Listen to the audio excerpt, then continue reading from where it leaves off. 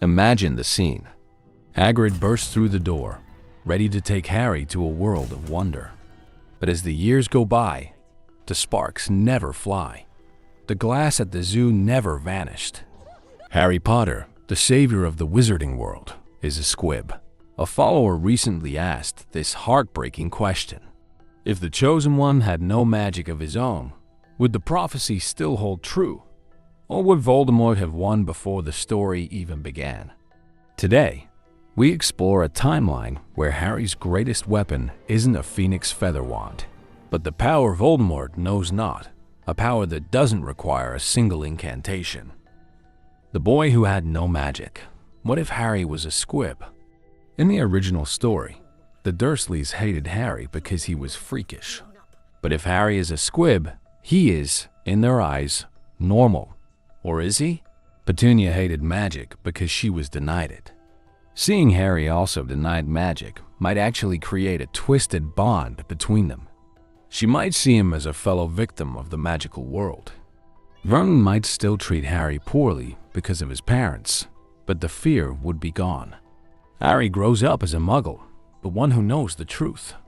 He becomes a bridge between two worlds, ignored by wizards and misunderstood by Muggles. Does Harry still go to Hogwarts? Dumbledore, knowing the prophecy, would never let Harry stay in the Muggle world unprotected. Harry might be brought to Hogwarts as a special assistant or an apprentice to the librarian. Harry, Ron, and Hermione still become friends, but the dynamic shifts. Harry becomes the strategist. While Ron brings the heart and Hermione brings the magic, Harry brings the perspective of someone who has to solve problems without a wand. He learns every secret passage, every historical weakness of the castle, and every Muggle method of survival that wizards are too arrogant to notice. This is where the theory gets intense. The prophecy says the Dark Lord will mark him as his equal.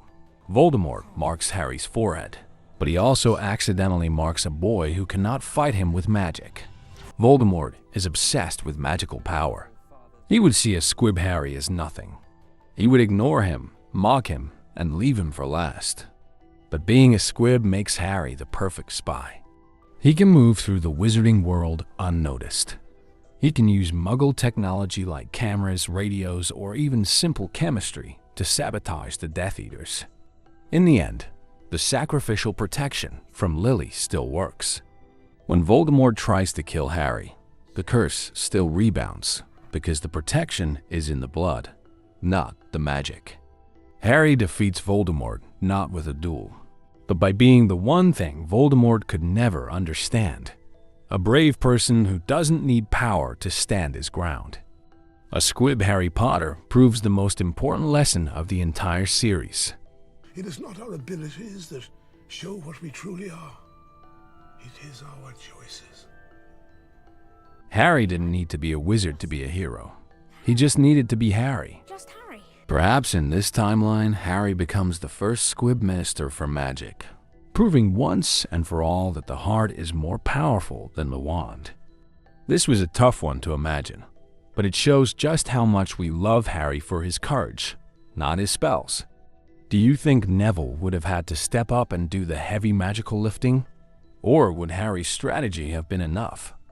Let me know in the comments.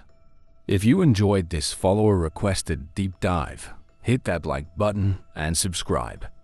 Which secret squib or secret wizard theory should we tackle next?